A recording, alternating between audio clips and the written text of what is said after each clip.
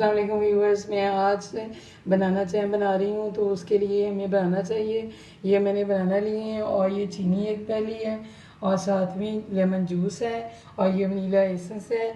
तो हम सबसे पहले बनाना को इस तरह मैश कर लेंगे, या आप ब्लेंडर में इसको ब्लेंड कर लें, या इस तरह आप इसको, ये देखिए इसको मैंने मैश कर लिया है। अब मैं इसमें इधर पानी मैंने रखा हुआ है, वो उबल रहा है। तो अब ये एक प्याली चीनी की इसमें डाल के इसको मैं मिक्स करूँगी। ये इसमें मैंने 8 बनाना लिए हैं, तो ये डाल रही हूँ पानी में।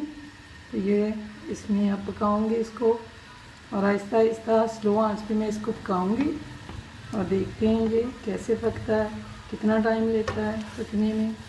तो मैं अब इसको पका रही हूँ। ये देखिए अब हम इसमें जो लीमू का रास्ता निकाला हुआ वो डालेंगे।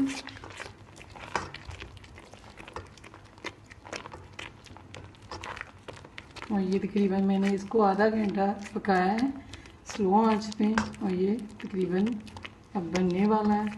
5 मिनट और इसको पकाऊंगी। ये देखिए बिल्कुल तैयार हो गया। अब मैं इसमें खुशबू के लिए थोड़ा सा वनीला एसेंस डालूंगी। आप कोई भी डाल सकते हैं, जो भी आपके घर में हो खुशबू के लिए, कोई चीज़ भी ऐसी एसेंस कोई भी हो डाल सकते हैं। देखिए कलर भी इसका चेंज हो गया साथ। ये बहुत अच्छा बन चुका है। आप घर में इस तरह बच्चों के लिए बना के रख सकते हैं। ये देखिए जैम बन चुका है और ये बिल्कुल इसी जैम की तरह जैसे बाज़ार में होता है इसी तरह चमक रहा है और ये बहुत टेस्टी बना है।